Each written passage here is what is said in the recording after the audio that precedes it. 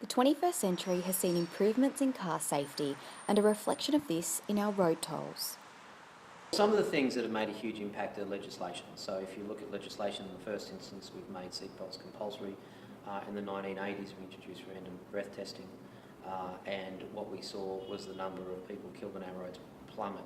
Airbags, initially front airbags, side airbags, but also when you look at the actual vehicle itself, the way the vehicles have been designed and built, we largely see vehicles almost as a black box. So you know the black box inside an airplane.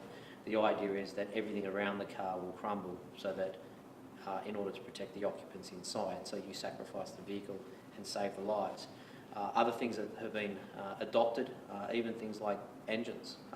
Engines are now built to slide under the vehicle in the event of an accident and not into the cabin and therefore hitting the occupants.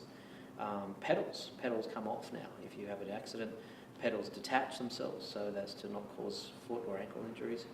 Braking, automatic braking, electronic stability control, that have together collectively made the car so much safer than it has, and thankfully that's reflected in the road toll. These safety features can be commended for saving many lives. An emergency surgeon, Dr. John Crozier, has seen this firsthand. Safety measures within the vehicle mean that the forces of impact are slowed in the way they're transferred to the body, or body parts are protected in ways that older vehicles used to not allow.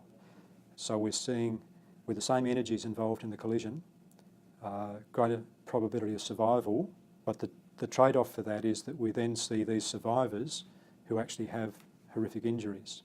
But Howard Brown from the Victims of Crime Assistance League says we can't rely on these technologies.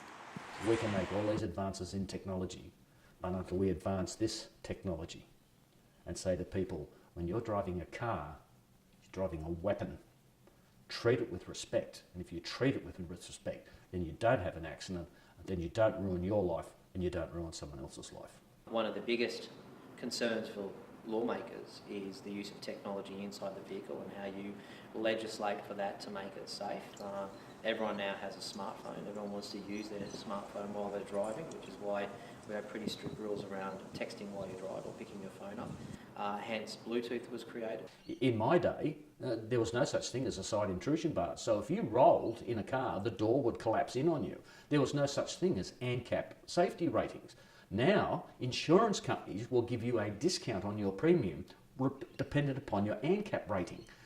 And the problem is that it infers a mentality that people who are driving today rely on that technology and they feel safe because of that technology, because we say you're not going to die in a car accident because you've got airbags, you've got pre-tensioners on seatbelts, you've got side intrusion bars, you've got crumple zones front and rear, you've got all these safety features inbuilt, and so you think I'm bulletproof.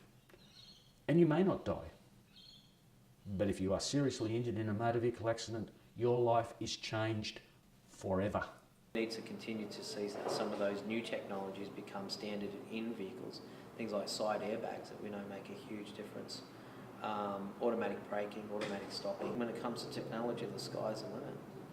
A safe system is a three-part stool. If one leg of the stool is short or loose, the stool will fall over. And it is a three-way agreement between the driver, driving a safe vehicle, and on safe roads. Lydia Padrana for Modern Exploration.